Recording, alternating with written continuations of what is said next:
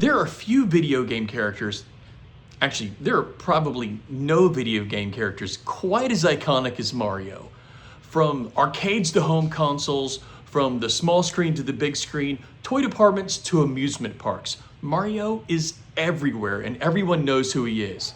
But before Nintendo decided to make its own consoles, Mario could be found on Atari. Hi, I'm Paul, and this is Indie Pop Productions, pop culture from an independent point of view.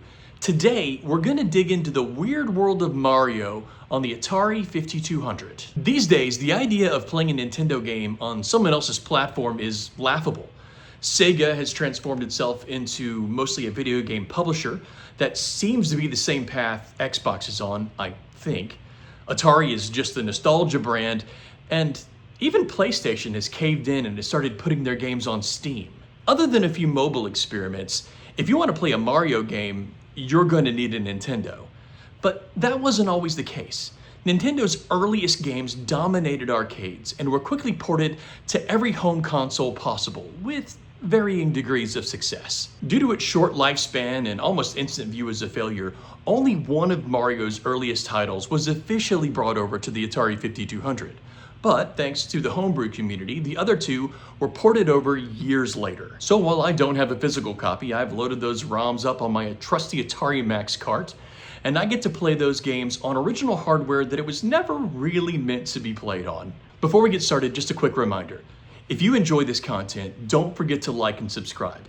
Interacting with this video ensures not only that other people will be able to find the channel, but that YouTube will let you know when I upload my next video. So with that out of the way, let's go play some games. Donkey Kong. You know Donkey Kong. From the original arcade game, the Donkey Kong Country series, his spin-off and sequel games, or at the very least his appearance in Super Mario Bros. The movie. The original arcade game was released in 1981 in an attempt to repurpose RadarScope arcade cabinets that didn't perform well in the American market. According to Nintendo's own description, you play as Mario, sometimes referred to as Jumpman, a little carpenter. I guess he didn't take up plumbing until after defeating Donkey Kong. Donkey Kong has kidnapped the beautiful Pauline and is making his way up to the top of a construction site. Mario has to climb after them, dodging obstacles along the way. Obviously, the game was a hit. By the end of 1982, Nintendo had sold more than 60,000 DK cabinets in the United States alone. The success of the console led Universal to take legal action against Nintendo, stating that the character name and premise were confusing to customers who thought there must be some relation to King Kong. Attorney John Kirby argued that in 1976, Universal themselves had proven that the plot of King Kong was in the public domain in order to not pay RKO Studios, creator of the classic film, for rights to the remake. Nintendo was so pleased with Kirby's success, they named a character after him. I'll let you guess which one. Coleco secured the rights to port Donkey Kong to most major consoles at the time, resulting in what many considered a disappointing 2600 version. No, it wasn't tanked on purpose, but it was rushed to be ready before Christmas. And let's be honest, it was still better than Atari's own in-house port of Pac-Man. The game eventually made its way to the 7800, but skipped the 5200. Atari themselves did secure the rights to port the game to a number of gaming PCs, including their own line of 8-bit computers.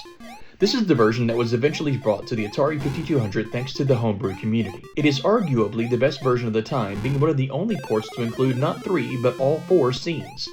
And while the 7800 version may have had slightly better graphics, most 5200 games had better sound. I don't have the time in this video to truly explore the legacy of Donkey Kong beyond saying it all started here. DK, Mario, and even Pauline have lived on for decades. In 2017, the Strong National Museum of Play inducted Donkey Kong to its World Video Game Hall of Fame. And just last year, in Donkey Kong Bonanza, DK and a much younger Pauline teamed up for what was my Game of the Year. Next up, Donkey Kong Jr. Ever wanted to see Mario as a villain? Here's your chance. After the success of Donkey Kong, a sequel was inevitable. In 1982, Nintendo released Donkey Kong Jr. to arcades. They could have gone the obvious sequel route. Donkey Kong escapes, kidnaps Pauline or possibly some other random damsel, and Mario again has to jump to the rescue. Instead, they completely flipped the script.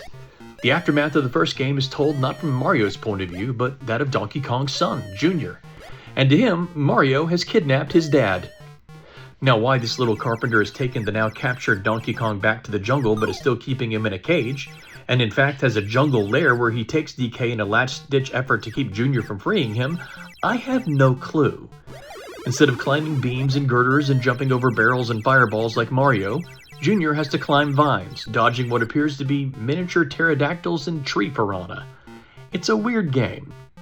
Like Donkey Kong, Junior was ported to most consoles but skipped the Atari 5200.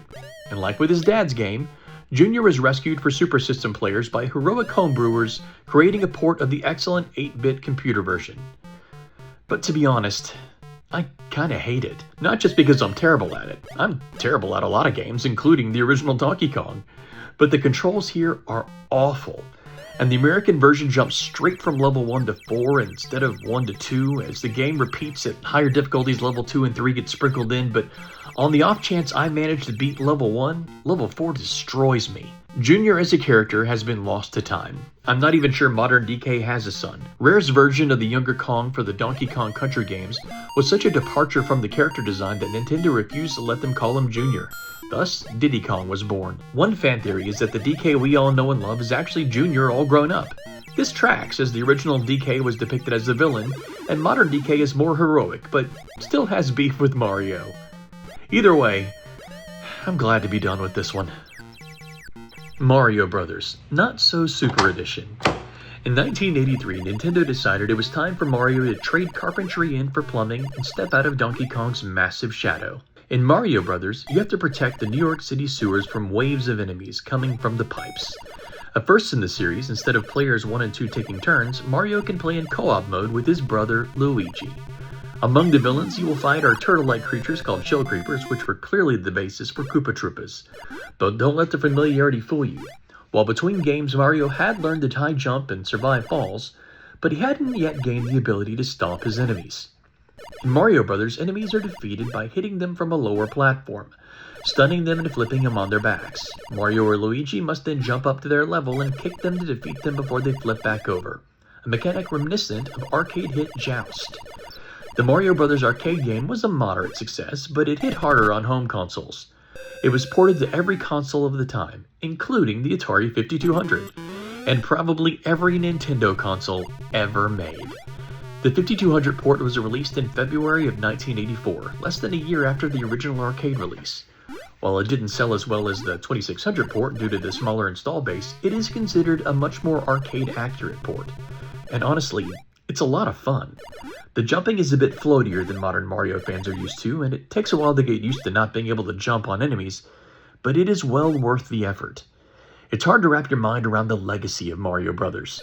Mario is one of the most recognizable characters in the world, with popularity amongst younger fans on par with, if not surpassing, even Mickey Mouse. Most would consider this success to have begun with the much better-known Super Mario Bros., originally released on the Nintendo Entertainment System instead of with the earlier arcade and Atari games. But without Donkey Kong and Mario Bros., you don't get Super Mario Bros. And that is a legacy to be remembered. There was actually one more Donkey Kong sequel in arcades, Donkey Kong 3. It was the only original DK game that didn't feature Mario. It was a moderate success in Japan, but bombed in the States.